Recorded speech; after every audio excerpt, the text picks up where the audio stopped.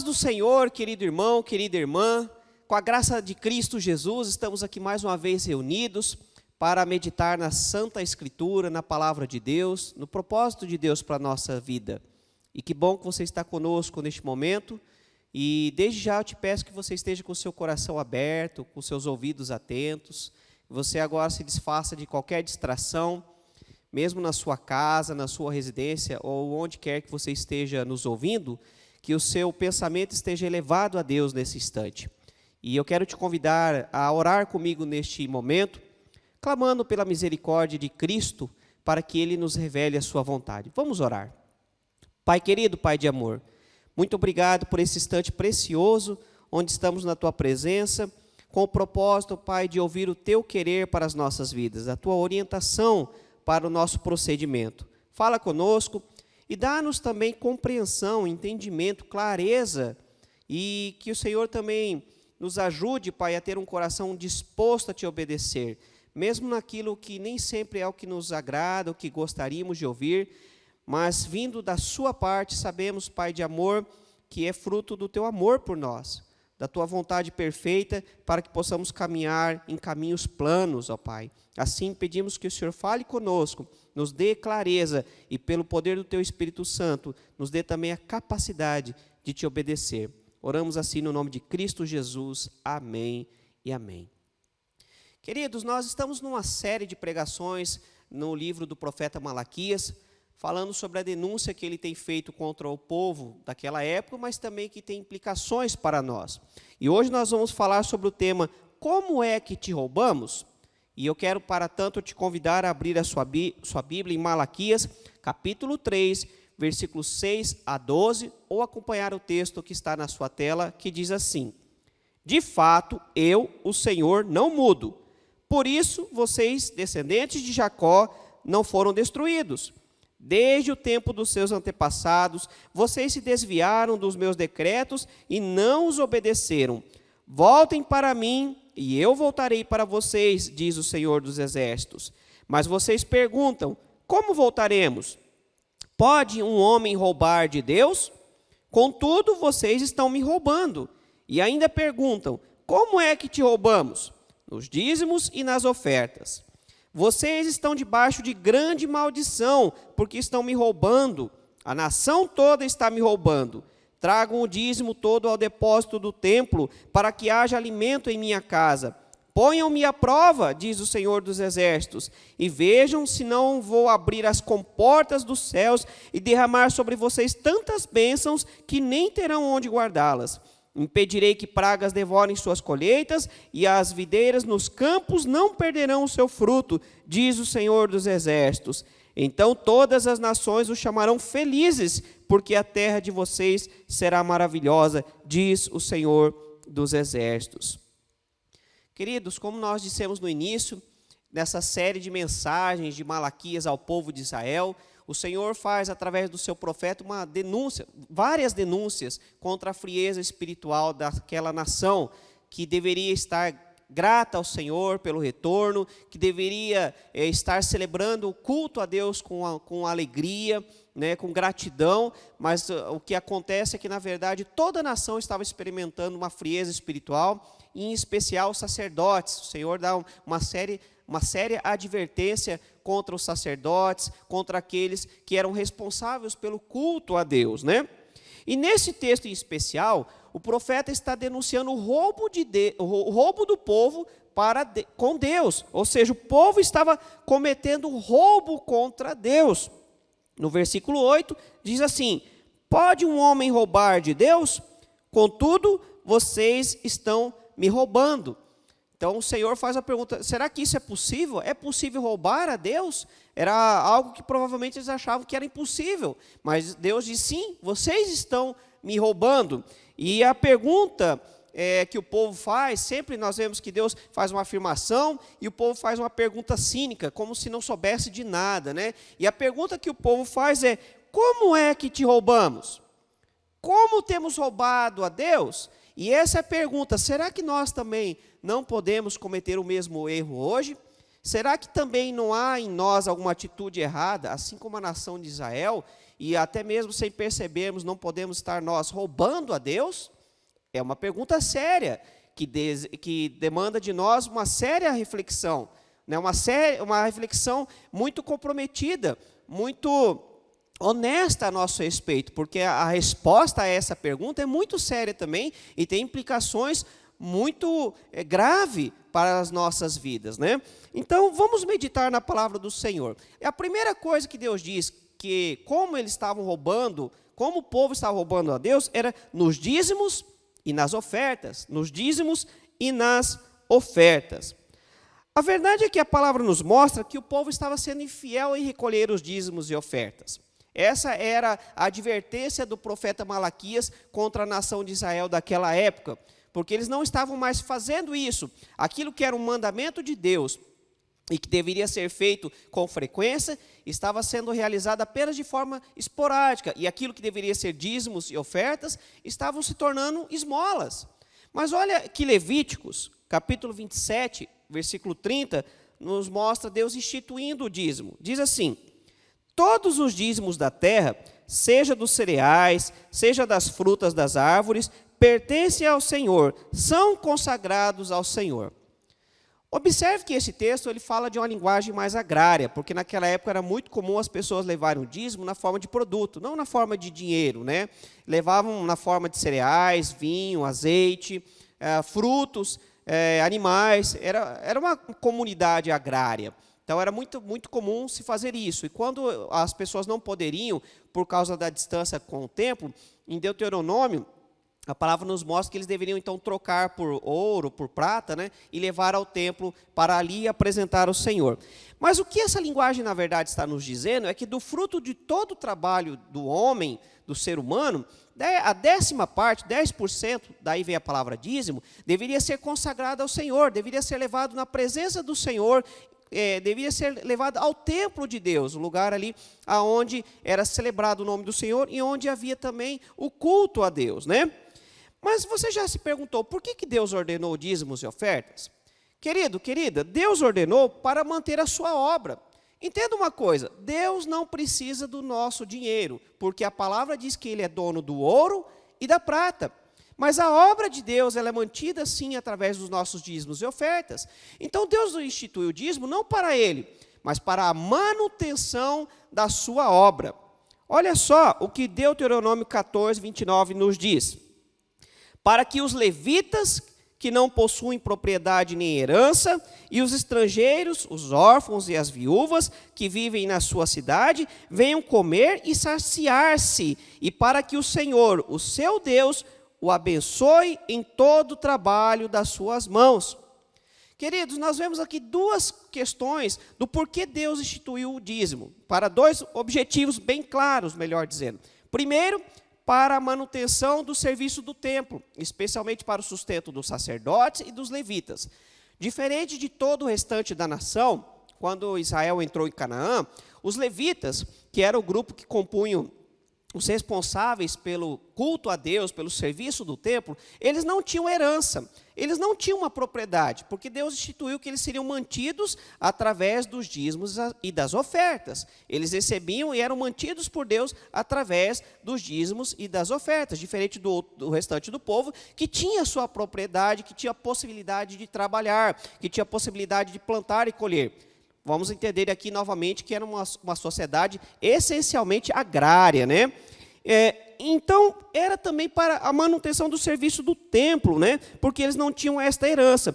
Mas não só isso. A segunda parte nos mostra que os dízimos e as ofertas também eram usados para o serviço de assistência aos estrangeiros, aos pobres e viúvas, ou seja, aqueles que eram vulneráveis. Entenda que o dízimo não era apenas para a manutenção da estrutura do templo, mas também para o cuidado assistencial, para o cuidado com aquela população que era mais vulnerável. A viúva, naquela época, ela estava numa situação de vulnerabilidade porque a mulher não tinha como trabalhar naquela sociedade. Hoje já é bem diferente, mas naquela época a mulher não tinha como trabalhar.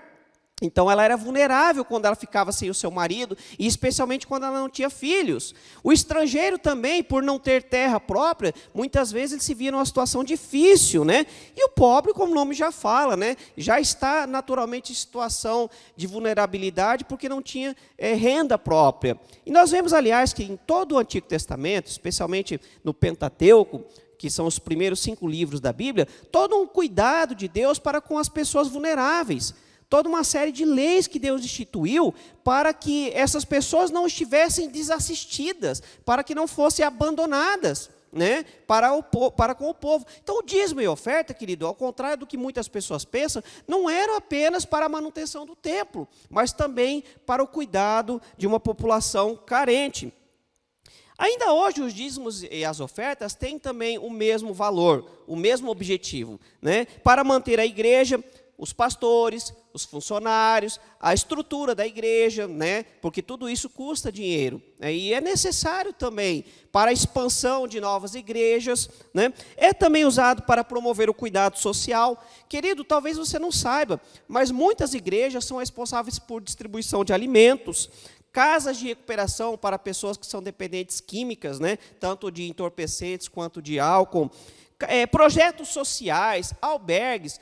Tudo isso é mantido por muitas igrejas e muitas não têm qualquer tipo de incentivo governamental, né? Então, de onde vêm esses recursos? Dos dízimos e ofertas dos irmãos e irmãs. São utilizados também para assistência às pessoas necessitadas. Também são usados para a propagação do evangelho. Por exemplo, a impressão de Bíblias, nesse sentido. Os Gideões Internacionais têm um trabalho fantástico, né? Sustento de missionários e agências missionárias, pessoas que estão lá fora, que estão em tempo integral e não têm como ter uma atividade de renda para se sustentar, precisam da ajuda. E tantas outras coisas, querido, tantas estruturas que são necessárias para que o evangelho seja ensinado e pregado aos mais diferentes povos, para que chegue às nações distantes, e não só as que estão longe, mas aqui mesmo. Né? Tudo isso também é mantido através dos dízimos e das ofertas. Aliás, eu quero te convidar a procurar conhecer os projetos sociais da nossa igreja. Entra no site da IPI do Brasil e da sua própria igreja, se você pertence a outra denominação. Procure conhecer os projetos sociais. Se a sua igreja ainda não tem, converse com os seus líderes. Se você é líder que está me ouvindo, tome uma iniciativa, né? Faça algo também pela sociedade. É importante, é também uma tarefa da igreja. Né? Então, nós como igreja temos que ser ativas, temos que ser agentes do reino. Quando igreja, eu falo não só instituição, mas pessoas. Nós temos que, como agentes do reino de Deus, promover essa mudança. E isso exige recursos, né? E é através dos dízimos e ofertas que isso tudo acontece. O resultado que nós vemos no versículo 9 é que a população, a multidão ali, melhor dizendo, o país estava em grande maldição. Que a nação de Israel estava em grande maldição.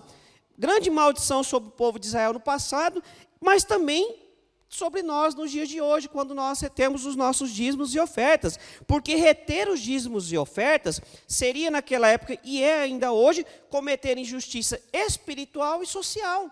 Espiritual, porque é importante a manutenção da casa de Deus, é importante a manutenção da propagação do evangelho, mas também é importante a manutenção de recursos para assistência de pessoas que precisam de nossa ajuda, pessoas que estão numa situação muito mais difícil. E, querido, nesse tempo de pandemia, que com a graça de Deus agora está se amenizando, né? Nós tivemos dias piores, embora ainda estejamos debaixo de uma pandemia. Mas quantas pessoas nos procuraram? Quantas pessoas procuraram essa igreja? E, na medida do possível, nós estivemos estendendo as mãos. Na medida do possível, estivemos abençoando pessoas que nos procuraram, né? Quando deixamos de ser fiéis, então, a Deus, através dos nossos dízimos e ofertas, prejudicamos a obra de Deus. Queridos, quando a palavra fala que o povo estava roubando a Deus, obviamente que não era o próprio Deus. Deus não precisa do nosso dinheiro. Não é isso, ele é dono de tudo. Mas era o roubo à obra de Deus, ao trabalho que Deus nos deu, à missão que Deus deu à igreja nesta terra. De levar o evangelho, mas também de estender as mãos ao que precisa, de levar o alimento do céu, que é a palavra, mas também trazer o alimento espiritual, que é o alimento do dia a dia, que muitas pessoas precisam, né? Eu sei que, infelizmente, nós temos visto muitos escândalos na nossa nação, não só no Brasil, mas mundo afora, quanto a pastores que têm usado indignamente o dízimo, né, e as ofertas. Pessoas que têm usado isso para enriquecimento ilícito. E essas pessoas vão ter que prestar contas para Deus. Não se engane, querido. Aqueles que estão agindo de forma errada, que estão se beneficiando com o trabalho do povo, e aquilo que deveria ser aplicado na obra de Deus tem sido usado de forma desonesta, Deus virá com juízo contra essas pessoas. Esta é a promessa de Deus para aqueles dias e continua valendo para nós. No estudo da palavra anterior, nós falamos sobre isso, que Deus viria com o seu mensageiro e traria juízo, né, sobre aquela nação. E também Deus continua fazendo isso ainda hoje. Mas, querido, o erro do outro não justifica o meu erro. Se uma pessoa, se um líder, ou uma igreja, uma denominação, ou um grupo de pessoas tem usado de forma errada os dízimos, né, o que nós temos que fazer? É procurar denunciar, corrigir o erro, e não justificar o meu erro através do erro deles. Não é deixar de trazer ao Senhor o meu dízimo e a minha oferta, mas é denunciar o que está errado, né? E, se for o caso, então procure uma igreja séria, uma igreja que realmente cumpra com o seu papel. Queridos, eu não gosto de ficar defendendo placa de igreja, mas eu amo a minha igreja. Eu não estou aqui defendendo placa. Eu estou dizendo que uma das coisas que eu amo na nossa igreja é que a gente busca ter muita transparência quanto ao uso dos dízimos e ofertas. Nós temos todo ano prestação de contas diante de toda a igreja, os relatórios financeiros, porque a gente procura ter transparência. E é assim que deve ser. Não tem nada de errado nisso, muito pelo contrário, tem de louvável. Então, procura conhecer a estrutura da sua igreja, né? E, se for o caso, denuncie. E, se for o caso mais ainda, procure um lugar, então, de um grupo de pessoas que realmente tem servido ao Senhor, né? Mas não cometa os mesmos erros. Como eu disse, repito novamente, o erro do outro não vai justificar o teu erro. O erro do outro não justifica o meu erro, né? Se alguém tem errado, não quer dizer que eu tenho que errar também. Quer dizer que eu tenho que buscar a correção, a denúncia, ser uma voz profética, caso seja preciso. Em segundo lugar, nós vemos aqui um chamado de Deus ao arrependimento. Deus chamando o seu povo a uma mudança de atitudes.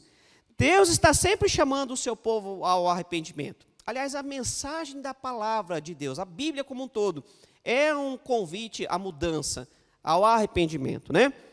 No versículo 7, diz assim: voltem para mim e eu voltarei para vocês. Observe que Deus está chamando o seu povo a se voltar para Ele, a abandonar os caminhos errados e entrar novamente nos trilhos, a voltar para os braços amorosos de Deus, mas também para o caminho da obediência ao Deus que é Pai e Senhor, né? E o povo não estava fazendo isso. Então, o arrependimento, querido, não é um peso na consciência. O arrependimento não é um remorso, que a pessoa sente aquele peso na consciência, mas daqui a pouco está fazendo as mesmas coisas. Isso é remorso. Arrependimento é uma palavra que significa mudança, mudança de mente, mudança de atitude. Seria como você fazer uma volta de 180 graus, mudar completamente o rumo da sua vida. Arrependimento, então, ele tem que ser algo concreto e não uma filosofia barata. Não basta dizer que você está arrependido, mas daqui a pouco você está fazendo a mesma coisa. O feminicídio é uma coisa terrível, né? E muito tem se falado sobre isso. E é bom, realmente a gente precisa denunciar o que está errado. E uma coisa que é muito comum em situações abusivas é quando o cônjuge, que é o agressor, fala que está arrependido, chora para que o outro não vá embora, mas daqui a pouco está cometendo os mesmos crimes, as mesmas agressões. Porque não há um arrependimento. Quando há arrependimento, há mudança de vida, a mudança de atitude, a mudança de forma de pensar. E essa forma de pensar, tudo começa pelo pensamento, né? Essa forma de pensar vai gerar em mim uma atitude diferente. Aliás, a palavra conversão significa isso também. Quando eu me converto a Cristo Jesus, querido, eu não estou apenas assumindo uma nova religião. Eu estou assumindo uma nova forma de pensar, uma nova forma de vida, uma nova forma de agir, né? Tudo tem que ser transformado.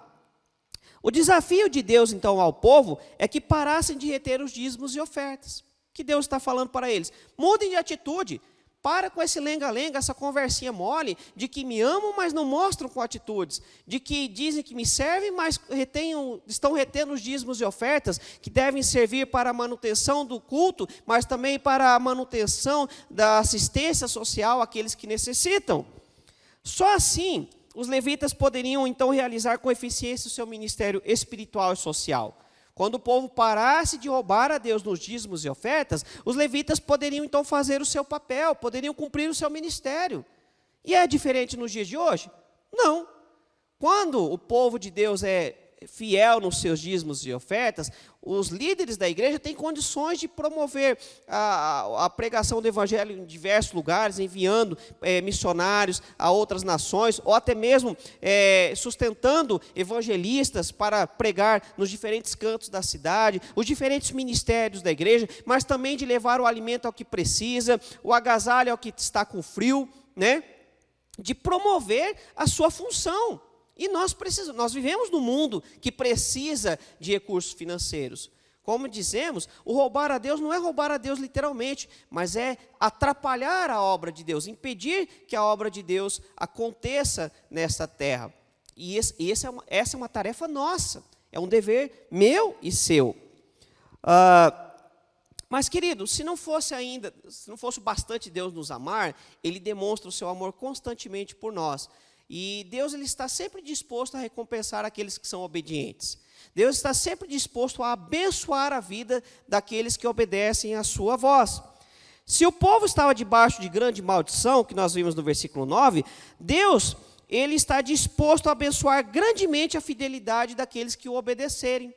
Se o reter os dízimos e ofertas trazia grande maldição sobre o povo, o Senhor estava disposto a derramar grande bênção sobre aqueles que mudassem a sua atitude, ouvissem o seu chamado ao arrependimento e se tornassem novamente fiéis nos dízimos e ofertas. Malaquias, capítulo 3, versículos 10 a 12, diz assim: E vejam, se não vou abrir as comportas dos céus e derramar sobre vocês tantas bênçãos que nem terão onde guardá-las. Impedirei que pragas devorem suas colheitas, e as videiras nos campos não perderão o seu fruto, diz o Senhor dos Exércitos. Então todas as nações os chamarão felizes, porque a terra de vocês será maravilhosa, diz o Senhor dos Exércitos. Querido, Deus tem disposição em nos abençoar. Deus não quer nos abençoar com conta-gotas, mas Deus quer derramar, abrir as comportas dos céus de bênção sobre nós. E é interessante, querido, porque Deus faz isso com pessoas que não são mesquinhas.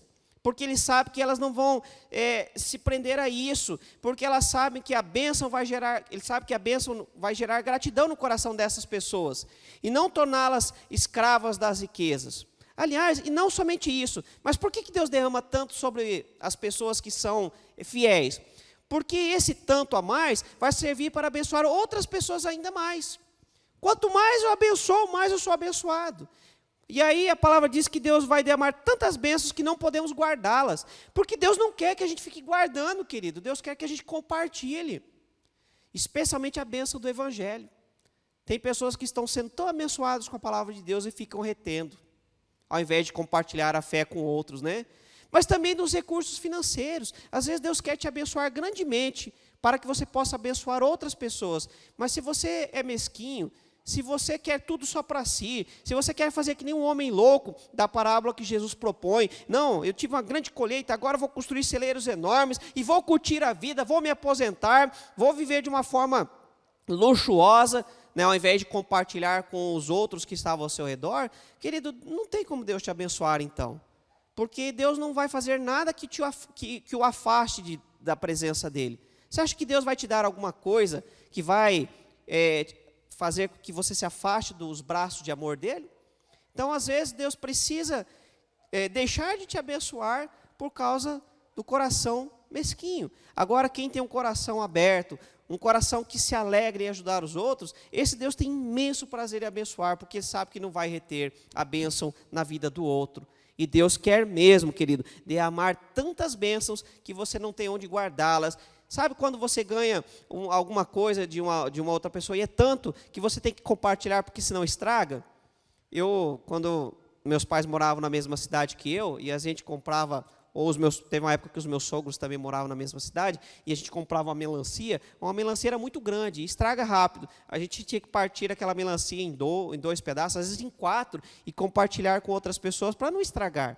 É isso que Deus quer de nós, e Ele tem disposição. Essa passagem também é a única onde Deus nos convida a provar a sua fidelidade. Se Deus nos permite ser provado, é porque Ele é fiel e não muda. É o que o versículo 6 diz. O povo estava sendo infiel e eles mereciam a destruição. Mas porque Deus é fiel à sua palavra, Ele não fez isso. Estava dando a oportunidade de arrependimento. Mas observe que Deus não muda, querido, na sua palavra.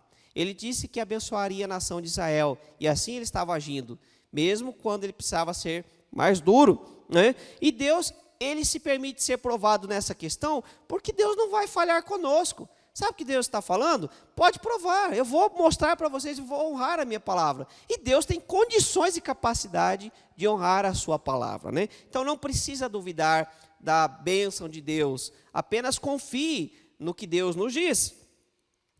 Agora, querido, entenda uma coisa, o compromisso que Deus fez não é de te enriquecer, não tem nada a ver com essa teologia da prosperidade que não é bíblica. O que Deus nos promete é o sustento, é o necessário, o que precisamos. Tem pessoas que estão trazendo o dízimo e oferta e fazendo uma barganha com Deus. Eu vou levar 10 para ver se Deus me dá 100. Querido, não é isso que a palavra de Deus está dizendo. A palavra está dizendo que Deus vai te abençoar, sim, mas não está te dizendo que vai te enriquecer. Se você tem uma família bem-sucedida, se você tem um casamento bem-sucedido, se você tem filhos que te trazem alegria, ou se você tem pais que são bênçãos sobre sua vida, se tua esposa ou teu esposo é uma bênção no seu casamento, se você tem um trabalho que te sustenta, tem o necessário, que vocês vivem com dignidade, querido, você é próspero. Ser próspero não é ser rico. Aliás, tem muitos ricos que são pobres. Tudo que eles têm é dinheiro, mas não tem paz, não tem alegria, não tem felicidade, não tem a presença de Deus, né? Então, ser bem-sucedido não tem nada a ver com ser rico. Deus, Ele se compromete com o nosso sustento. Olha só o que Mateus 6, versículos 30 a 33 nos diz. Se Deus veste assim a erva do campo, que hoje existe e amanhã é lançada ao fogo, não vestirá muito mais a vocês, homens de pequena fé?